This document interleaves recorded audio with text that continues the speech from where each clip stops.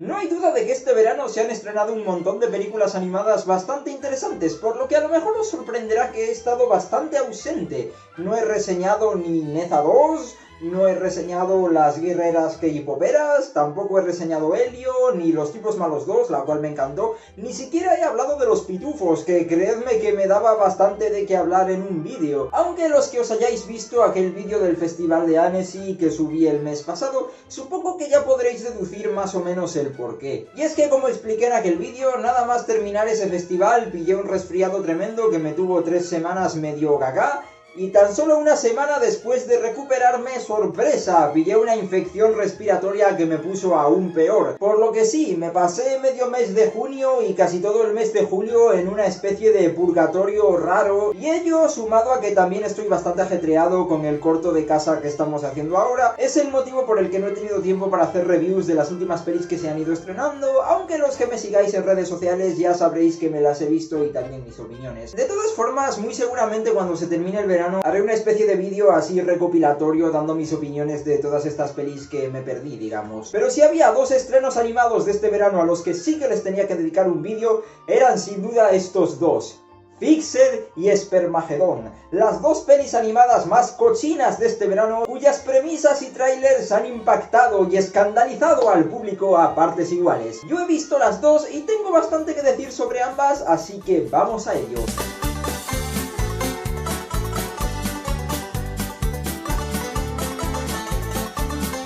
Supongo que comenzaré por Fixed. Por un lado porque fue la primera de las 2 que vi, y por otro porque sé que es la que más gente está interesada en que hable de ella. Vamos a ver de qué va esto. Fixed, como muchos de vosotros seguramente sabréis, nos viene de Genndy Tartakovsky, el creador del laboratorio de Dexter, Primal, Samurai Jack, Symbionic Titan y un montón de series más de Cartoon Network, y que en el cine dirigió las 3 primeras pelis de Hotel Transilvania. Esta Fixed, aunque no lo parezca, fue para él un gran proyecto pasión durante muchísimos años. Empezó a ser desarrollada en Sony en el año 2008, pero no fue hasta 2018, tras el estreno de Spider-Verse, que finalmente Sony le dio luz verde al proyecto. Y aún recuerdo yo aquel artículo de 2019 en el que anunciaron un borrón de películas las cuales ya se han estrenado, entre ellas Los Mitchell contra las máquinas, Vivo y por supuesto Fixed, que sin duda alguna fue la peli de aquel artículo que más llamó mi atención y que más ganas tenía de ver. Estamos ante una película de animación 2D para adultos de Sony, dirigida por Genndy Tartakovsky, con la premisa de un perro que descubre que lo van a castrar a la mañana siguiente. Y si me conocéis ya sabéis que yo adoro las bizarradas animadas, las pelis animadas con conceptos ultra raros y bizarros,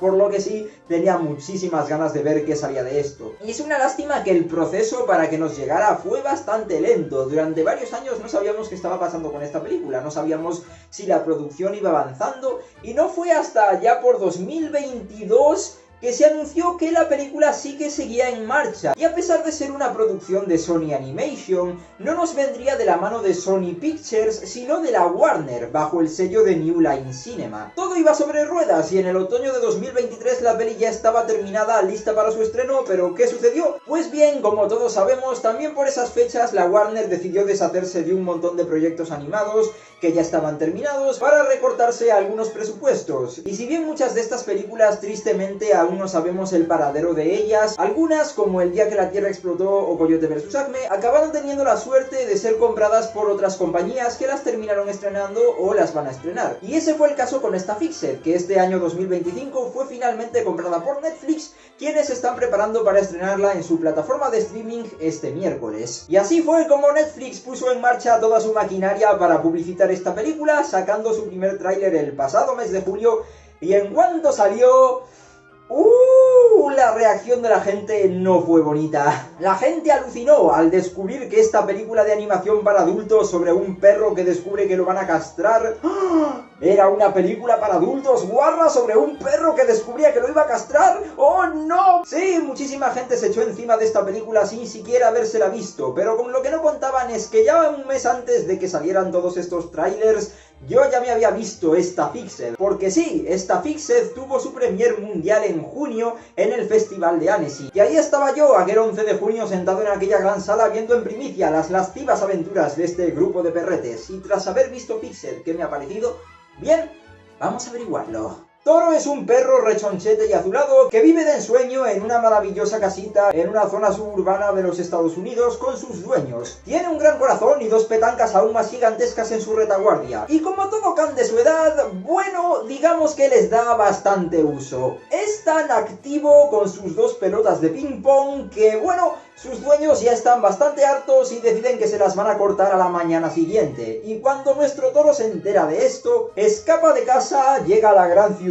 y con la ayuda de sus tres mejores amigos caninos, decide aprovechar al máximo sus hueveras en la última noche que va a tener con ellas. Pues bien, tras haber visto Fixed, lo que me ha quedado muy claro es que es una película que, dependiendo del tipo de persona que seas, o te va a hacer mucha gracia o se te va a hacer muy insoportable. Esta es una cinta muy vasta, muy cochina, que tiene súper claro el público al que quiere dirigirse y que aprovecha al máximo su calificación por edades. Aquí hay gloria bendita. Tenemos tacos por un tubo, violencia extrema con gore, drogas y por supuesto muchísimo humor sexual. Pero a diferencia de basura infecta como Big Mouth o las producciones de Bipsy Pop, el humor de esta película no se basa solo en cacaculo pedopis y en jajaja qué gracioso es ver a estos dibujitos animados diciendo palabrotas. Sí, de vez en cuando recae en ello y desde luego es una falla, pero también dejando a un lado todas sus asquerosidades, tiene también varias críticas ácidas bastante buenas al trato que reciben los perros en los concursos de mascotas, un mensaje muy bueno sobre lo que significa realmente ser un adulto y madurar, aunque seas un perro, e incluso tiene varios detalles que me gustaron bastante y que no son muy comunes en este tipo de producciones, como que por ejemplo en esta peli los personajes femeninos están igual de salidos que los personajes masculinos, e incluso también acaba viendo una representación LGTB bastante tierna con uno de los perros protas que acaba enamorándose de otro perro que es hermafrodita y tienen una relación bastante cuca los dos, la verdad. Y es que para Genndy Tartakovsky la principal influencia de esta película fueron las comedias de Judd Apatow, películas como Hermanos por Pelotas o sobre todo Virgen a los 40, y desde luego se nota en cómo están escritos estos personajes y en la relación de amistad que tienen este cuarteto de perretes. Todos ellos son muy destacables y memorables. Tienes al perro musculoso con la voz de Idris Elba, que luego también tiene una especie de trauma bizarrísimo porque su madre de pequeño no le dio de mamar. Tienes a otro perro salchicha que es famoso en las redes sociales y que está obsesionado con caminar a dos patas y vestirse como un humano y actuar como un humano.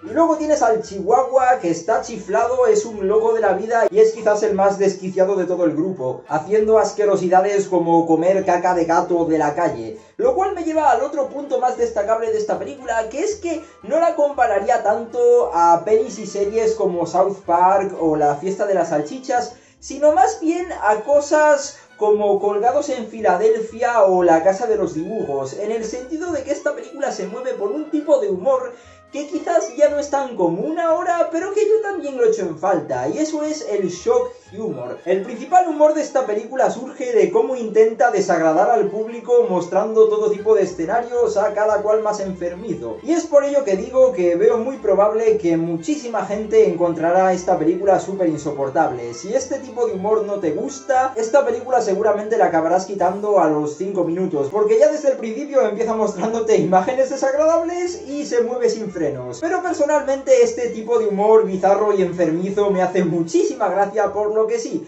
yo personalmente me estaba riendo mucho con esta película y me causaba muchísima curiosidad ver cómo con cada secuencia iban subiendo más y más el listón de las burradas que te podían enseñar, culminando todo en un clímax final que no voy a decir lo que sucede en él, pero digamos que estoy expectante porque esta peli finalmente se estrena en Netflix, porque no tengo dudas de que va a dar muchísimo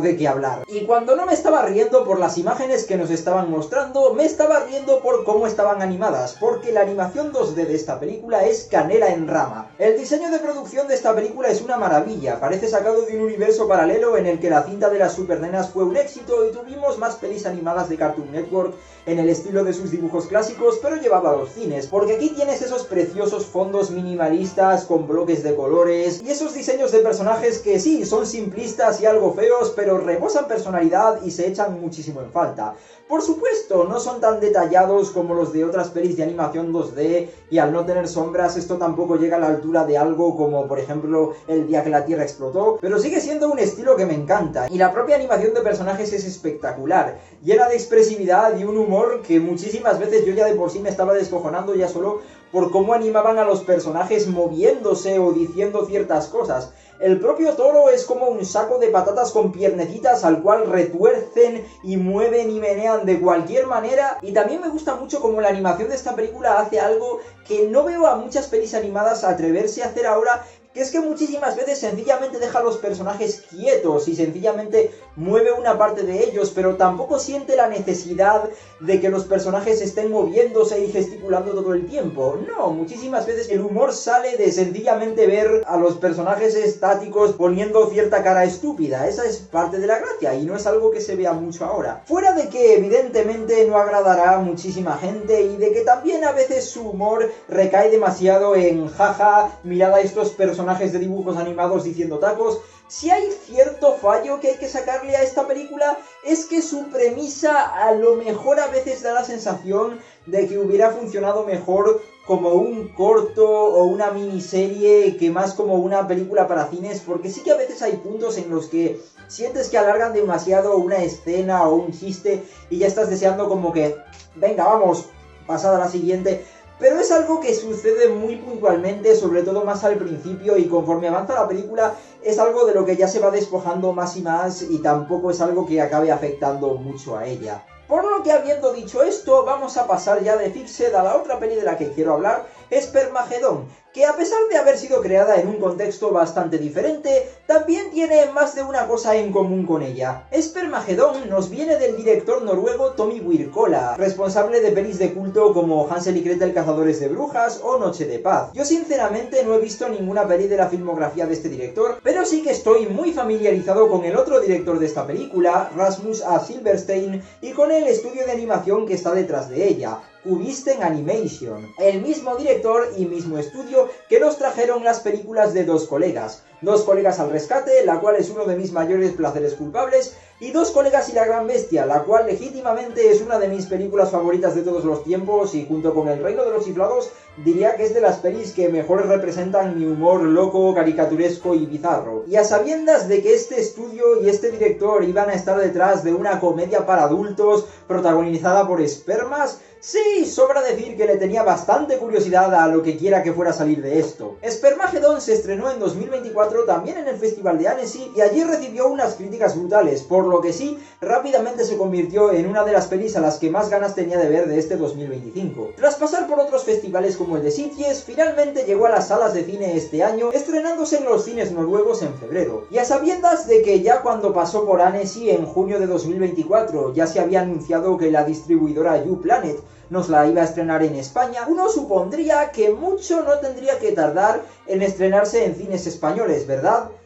Bueno, ya hablaré de ello, pero de momento basta con decir que Spermagedón se acaba de estrenar en cines españoles este verano, y esto es lo que opino de ella. Jens es un chaval que está pasando por la edad del pavo y que se ha ido de excursión con varios amiguetes a una cabaña en el bosque. Lo que él no sabe es que dentro de las partes más recónditas de su cuerpo hay toda una metrópolis microscópica habitada por espermas. Espermas que desean con ansias la llegada del Spermagedón, el gran día en el que todos se escaparán y emprenderán un épico viaje hacia el óvulo. Todos están ansiosos por la llegada de este día menos Simen, un esperma nerd con gafas que tiene bastante miedo al cambio. Pero por cosas de la vida, Simen acaba viéndose empujado a participar en el gran Spermagedón junto con su mejor amiga Kumila y varios espermatozoides más, y cuando nuestro grupo de protagonistas acaba dentro del cuerpo femenino, descubren que accidentalmente han entrado por la popa. Su vida corre peligro, pero tienen una esperanza, ya que el propio Simen es todo un experto del cuerpo humano y se conoce todos sus rincones, por lo que acabará convirtiéndose en su guía en una gran aventura por las zonas más asquerosas del cuerpo humano para llegar a ese gran destino que es el óvulo. Y por si esto no fuera ya de por sí difícil, también tendrán que vérselas con Gizmo, otro esperma musculoso, gigantesco y malvado con un super traje de Iron Man que está dispuesto a hacer todo lo posible por ser él el que fecunde el óvulo, aunque esto implique cargarse a sus demás compañeros. Aunque Spermagedón internacionalmente se ha vendido como una película de animación para adultos,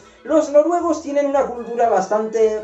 interesante, y en ese país es una película no tanto para adultos, sino más bien dirigida al público adolescente, ya que está pensada como una especie de versión cómica de una clase de educación sexual. Sí, en serio, no me estoy inventando nada de esto. Es en ese sentido que puedo decir que Spermagedón a lo que más se acerca es a una especie de versión guarrindonga de Érase una vez el cuerpo humano. Claro, en bastantes cosas es muy realista, de hecho la propia peli termina con una advertencia de que es físicamente imposible que unos espermas entren por la popa y acaben en la proa. Pero echando esto a un lado, yo diría que es una peli que en cierto modo sí que cumple ese objetivo de servir como una especie de mini clase de educación sexual, ya que yo diría que su principal virtud es lo abiertamente y sanamente que habla sobre el sexo. Ya de por sí la propia relación entre los dos chavales protas, Jens y Lisa, es bastante tierna y de nuevo también bastante sana, y me gusta cómo demuestran que estos dos de verdad se quieren. Y al mismo tiempo también hay en según qué momentos pequeñas críticas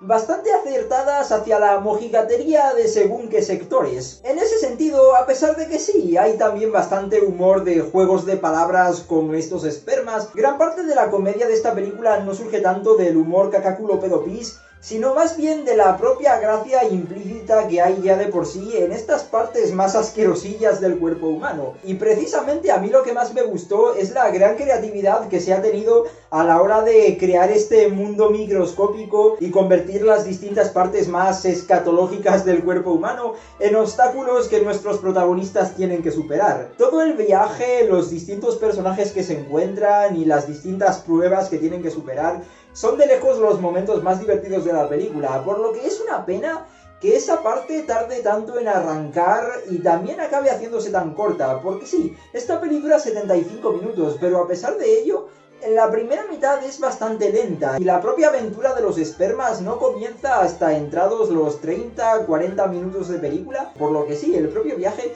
es bien cortito, tan solo dura como 25 minutos. A pesar de ello, la película sí que es constantemente muy divertida, gracias a los distintos juegos de palabras que hay y a las distintas situaciones que nos muestra, y las formas de las que a veces también juega con el humor que sale de contrastar este mundo microscópico con el propio mundo de los seres humanos al más puro estilo Inside Out. De hecho, hay dos personajes que son unos cerebros que mismamente podrían haber salido de Inside Out, y también es muy divertida gracias a un puñado de números musicales que hay por ahí, todos ellos muy divertidos, muy pegadizos, sobre todo el número musical final que es increíble, y tengo muchísimo miedo por ver cómo los habrán adaptado en el doblaje castellano, pero de eso ya hablaremos también. ¿Qué hay de la animación de esta película? Pues bien, como he dicho, para mí su punto más positivo es la creatividad con la que convirtieron distintas partes del cuerpo humano en obstáculos para los personajes, y gran parte de esta creatividad precisamente sale de los visuales. El diseño de los distintos obstáculos que tienen que atravesar es muy chulo, y también consiguen que luzca gracioso sin dar asco. Y además también me parece bastante encomiable el cómo,